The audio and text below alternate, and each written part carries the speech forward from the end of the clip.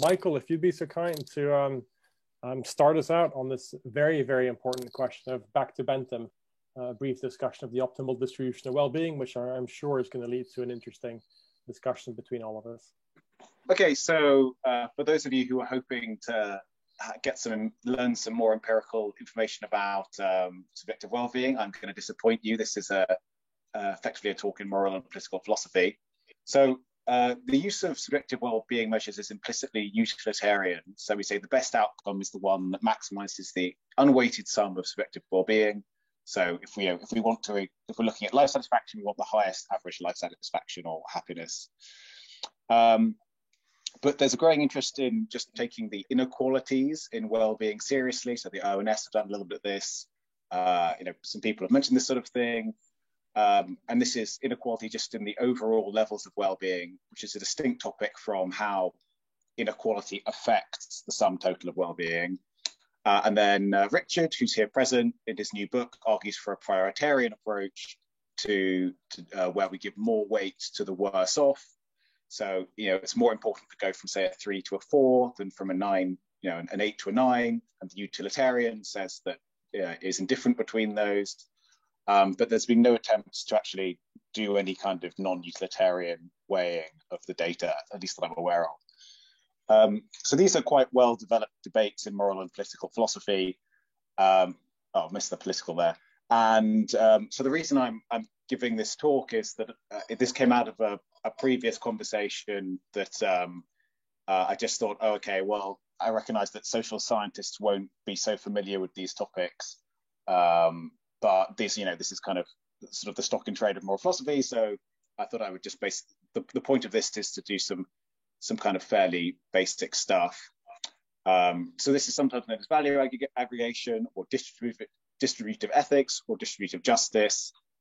And maybe the most straightforward critique of utilitarianism you're familiar with will come from, as John Rawls is, that it ignores the separateness of person. So if you make someone worse off, and then in order to make someone better off, then if you don't compensate the first person, then you're ignoring there's a relevant distinction between people. And utilitarianism doesn't take this kind of thing seriously. It doesn't care about distribution.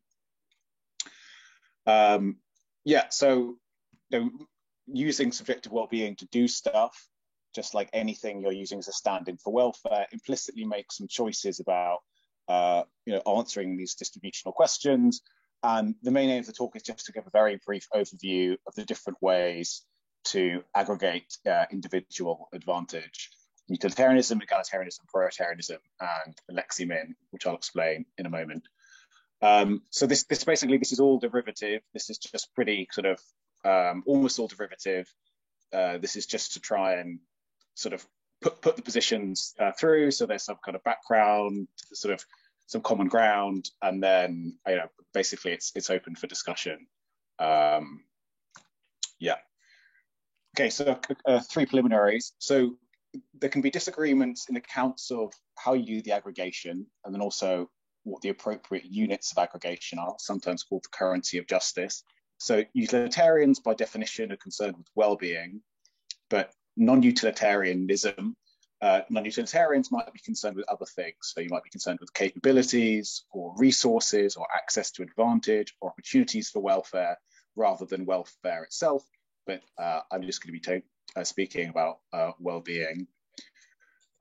So when we're doing this, the concern is with axiology, which is rankings of outcomes in terms of their overall value rather than normativity, rightness or wrongness of actions. So I don't know if this terminology is going to be familiar. I presume it's not, but these are basically the jargon philosophers use to compare things being good or bad versus things being right or wrong. So you might think that killing 1 to save 5 would be good, because you'd have 4 more people living, but it would nevertheless be the wrong thing to do. So here we're just concerned about goodness and badness, and not about rightness and wrongness. And in doing this, I importantly want to set aside all worries about measurement scales. So one thing you might, the utilitarian might think going from a 3 to a 4 is more valuable, on your life satisfaction scale than going from a 7 to 8, but that's only because the units don't really mean the same underlying thing. And in fact, we have some doubts about. So I just that's not the point. We're not. I mean, there's going to be no conversation about scales. We're just talking about well-being. So we presume we're kind of able to get to the final thing, and then there are some choices to make about how to add that up. So utilitarianism, the value of an outcome is the unweighted sum of individual well-being. So you just look at the value for the different people, and then you add it up, and that's it. And the motivation is everyone to count for one and nobody to more than one, which is what John Stuart Mill attributes to Jeremy Bentham, hence the title of this talk, Back to Bentham, ? Although that's maybe not quite the right slogan. So a slightly more accurate slogan would be all interests to count the same, weighted only for their strength. So that's how the utilitarian thinks about distribution. Now, there are some objections to this, and the point of this presentation is just to sort of raise some of the kind of more obvious pros and cons. So the complaint is the utilitarian is insensitive to distribution. So if I make Jan miserable because I'm trying to make Richard happy, that seems objectionable. That I'm sort of just ignoring the fact that Jan and Richard are different people. Whereas if I make Jan miserable today because I'm going to make him much happier tomorrow, well, that seems unobjectionable because it's the same person. So Rawls's complaint is that utilitarians, they don't take the separateness of persons seriously. And it's ignoring these sort of distributional concerns. So what sort of things can utilitarians say about distribution and the concerns for equality? Well, one thing a utilitarian can say is that, look, in practice, they're going to favor a more or less equal distribution of resources because people have diminishing marginal returns to things like income. And you might think, well, some people are going to get more out of money than others, but we don't know how much people get out of those things, how good people are transforming money into welfare. So the utilitarian social planner is going to be interested in practice in inequality. So you might think, okay, this is helpful insofar as it goes. Maybe, to the first approximation, the utilitarian is interested in moving towards equality. But the only reason we're suggesting this is because we don't happen to know how much people are getting out of different units of resources. If we knew that someone was very ineffective at converting resources to happiness, so let's say we have some disabled person it's very expensive to pay for their care, well then the utilitarian is going to neglect those sorts of people because they're not very effective. So even if in general this response only goes so far, and then even if this kind of gets the right answer, that there's this concern about inequality in practice, it gets it for the wrong reason. Utilitarianism doesn't attach intrinsic value to equality, and that's lamentable.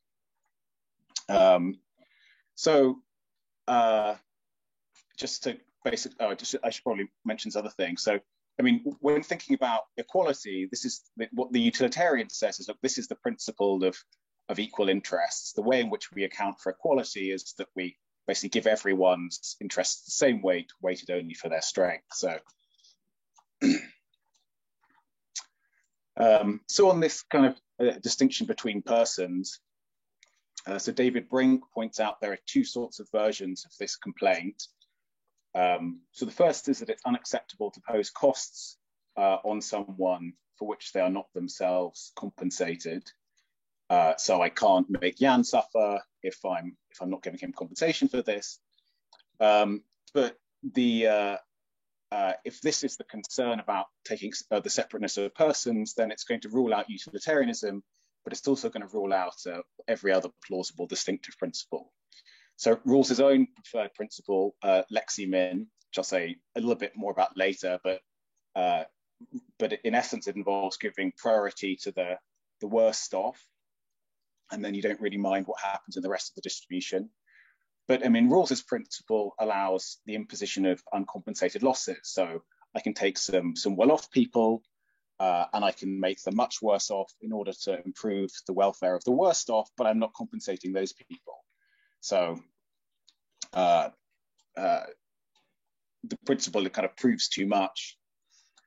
So you might say, well, look, it's not just about this compensation. The objection is when we impose losses on one for the benefit of the other, but with these losses, but these costs are unjustified. But if the point is about justification, then it's not obviously that rules out utilitarianism. So the utilitarian does have a concept of when it's unjustified to impose losses on one for the benefit of the other. The utilitarian thinks it's justified just if and when the other gets more the person who is given the gain gets the greater gain than the person who has the losses. So, you know, in this sort of dialectic, the Rawlsian says to utilitarian, look, you don't care about separateness of persons, you can impose unjustified loss. And the utilitarian says, well, but I do have an account of justification. It's this equal consideration of interest for persons. So you basically need to argue for, for what chances are unjustified rather than merely assert it. Okay, so there's egalitarianism. And we're just sort of going through all of this at a fairly brisk pace. So an outcome is in one respect intrinsically better the more equal a distribution of individual well-being it has. It's the motivating idea. So this is very slightly technical, but a necessary condition for egalitarianism is satisfying Pigou-Dalton. I wouldn't worry too much about this, but the idea is that an outcome can be improved if you take the welfare of someone who's better off and give it to someone who's worse off, but no welfare is lost. So if you have two people and one has welfare level 5, another has welfare level 5, well, that's better, says the egalitarian, than 9 and 1. So egalitarianism isn't, egalitarians aren't just concerned about equality, they're also concerned about efficiency, about, the size of the total.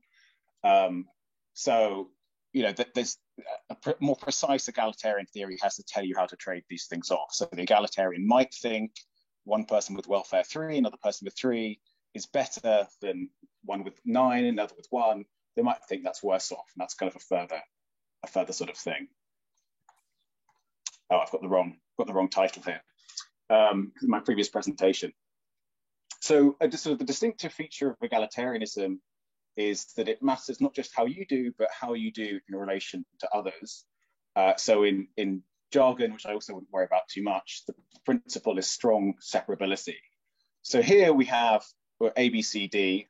These are the welfare levels, and we can see that in both cases, the 5 people on the right are all their welfare levels are the same. So strong separability basically says that when you're comparing two different distributions, you just ignore everyone whose welfare level is unchanged. So if you like strong separability, then you're going to say, you might say that B is better than A. And if you say B is better than A, you're also going to say D is better than C. But the way in which egalitarianism can violate strong separability is the egalitarian might look at D and say, well, look, here are all these people with 1s. Okay, so in some sense, that's better. In some sense, that's better than C because there's more equality. And then the egalitarian can look at A and B and say, well, look, A is better than B because you've got more equality there. So what's the relevant fact of egalitarianism is it concerned about how you do in relation to others? This is the principle of strong separability. So because it gives up on this principle, egalitarian is left open to the leveling down objection. Okay, so here are sort of two options. You have one person at 5, one person at 10, and then the other option is two people, the same two people, but one's at 5 and the other's at 5 in terms of their welfare levels.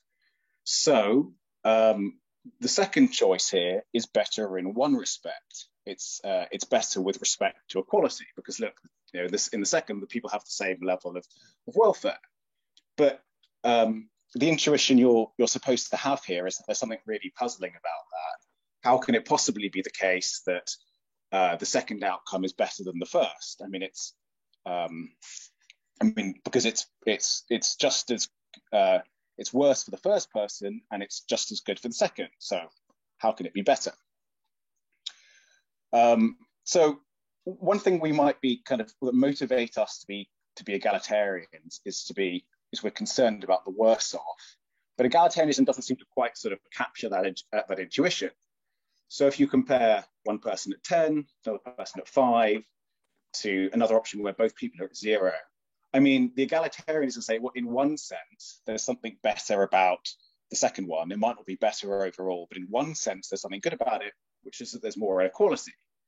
And then this further, and then comparing 10-5 to -5, -5, the egalitarians can say, look, in one sense, there's something better about -5, -5, because there's more equality. But what's happening in those cases, we're making better off worse rather than the worse off better. So maybe egalitarianism isn't quite catching our intuition about the worse off, and maybe prioritarianism will do that, which we get to momentarily. So when you're looking at this kind of leveling down case with the 10-5 and the 5-5, the reason you might think it's, what's objectionable about it is that egalitarianism violates what's known as the person affecting restriction, which is that an outcome can only be better if it is better for someone. So you think, well, look, the person who's at 5 has not benefited at all by the other person going down, and the person who goes from 10 to 5 is made worse. So the sort of, the slightly more dramatic way to say it is you're imagining, look, there's all of these blind people, but there are some people who are sighted. And what we could do is we could make the sighted people blind by gouging their eyes out. And then, well, look, that would be better because there would be more equality. But hold on, wouldn't that really, how does that really help just to make some better off? So maybe, just looking at raw equality might not seem as motivating as we first thought. So this is the final one, prioritarianism. So here, the value of an outcome is the weighted sum of individual well-being, but where more weight is given to the worse off. So that's just kind of, put very slightly in mathematics. And the idea is that whereas the utilitarian, looking at the graph we have on the bottom, would just draw a straight line from bottom left to top right, the prioritarian has this concave function, and this is capturing the intuition that going from, say, a 2 to a 3 out of 10 is more valuable than going from an 8 to a 9 out of 10, because you're giving more weight to the worse off. So there's utilitarianism, which gives no extra weight to the worse off. And then you have lexi-min, which is Rawls's preferred view, where you only care about the people at the worse off, who are the worst off. And so prioritarianism could be anywhere. Prioritarian view is sort of anywhere in between, which is giving more or less weight to the worst off. So this is how kind of lexi-min might work. So you've got A and B, and the heights represent the welfare levels. And on lexi-min, these A and B are just as good as each other, because on lexi-min we just care about the worst off. So we're only looking at the leftmost bar, and the lexi-min enthusiast says, look, these are just as good.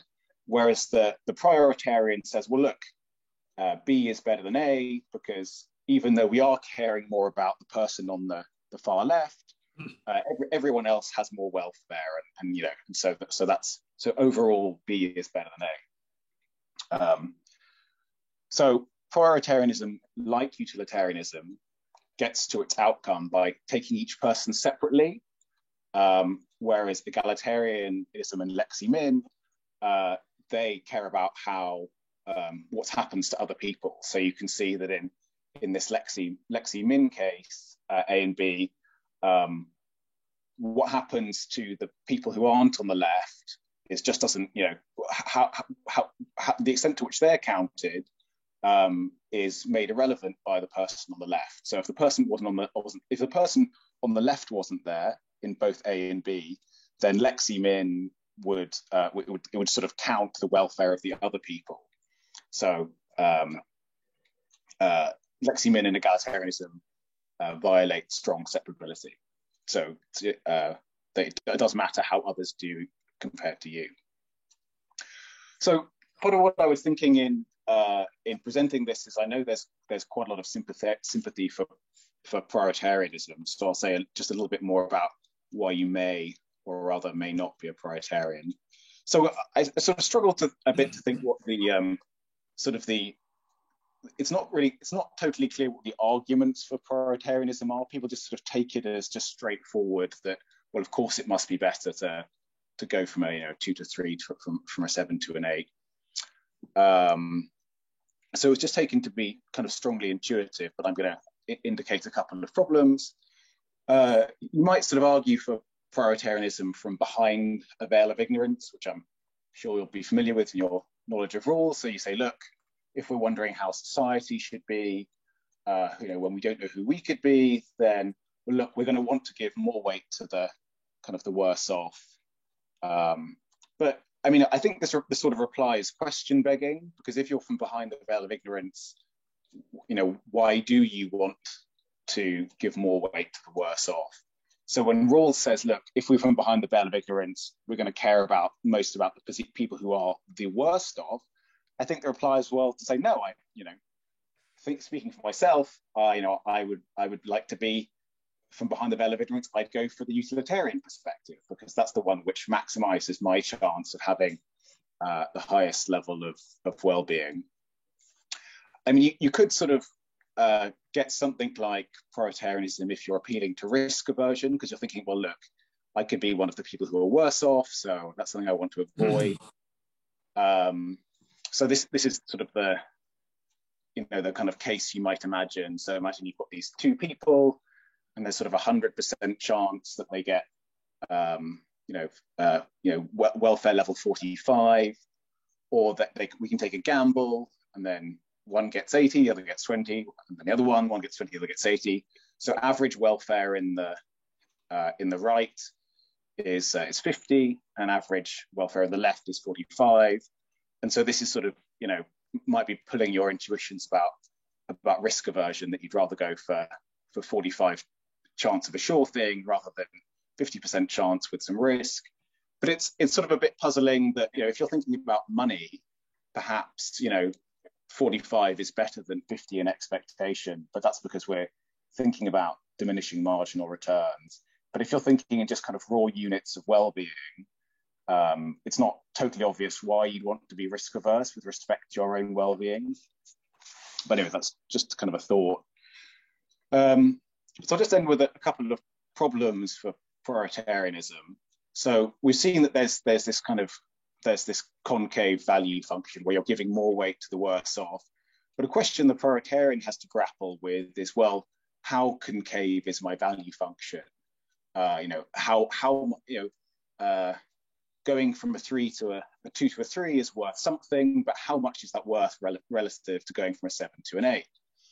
And there's sort of the prioritarian has to go for sort of the Goldilocks option here, because if you're giving lots of extra weight to the worse off, let's say you think going from a 2 to a 3, is equivalent from someone going from, if someone goes from a 2 to a 3 versus someone goes from a 9 to a 10, you have to have 1,000 people go from a 9 to a 10 to be worth one person going from a 2 to a 3. You might just think, look, this is really implausible. This is disrespecting the individual interests of those who are higher off, and it's giving too much weight to these kind of distributional issues. But then if it's small, if it's just, you're prepared to just care a little bit more about those at the bottom end of the distribution, then it ends up looking quite like utilitarianism in practice all the same. And the further issue is, well, how do you decide your value function? So you've got to know basically how curved your line is, but how do you do that? So the standard answer from Parfit is you engage in this reflective equilibrium. So you sort of weigh up what's going on in your head, and you just think, there's no sort of particular way to do it. You just have to engage in your best judgment. But this gives you just, I mean, at least from my eyes, quite sort of unsatisfactory concerns about arbitrariness. And you might think, well, look, a way past this problem is we should just survey the population. Imagine this is the kind of answer that Jan would like, and I think we've discussed before. Okay, if we need to give extra concern for distribution, okay, well, how much extra? Okay, let's just ask some people. But I mean, you might wonder, if you take lots of unacceptably arbitrary inputs, how does that generate an acceptably non-arbitrary output? In terms of programming language, I'm thinking of the garbage in, garbage out principle. What's kind of the rationale for thinking somehow you take all of these individual arbitrary decisions and you get something sensible at the other end? This one, actually, I don't know how well this is discussed in the literature, but this is something that worries me a bit. So the question is how to kind of extend a prioritarian view across, thinking about a lifetime well-being and across species. So here's a problem. Okay, so we care about someone who's a 1 out of, who's a 1 rather than a 10. But one way you could be a 1, presumably, imagine you have 2 individuals who have the same quality of life per time period, but one of them just dies age 10, and the other one dies, age 90.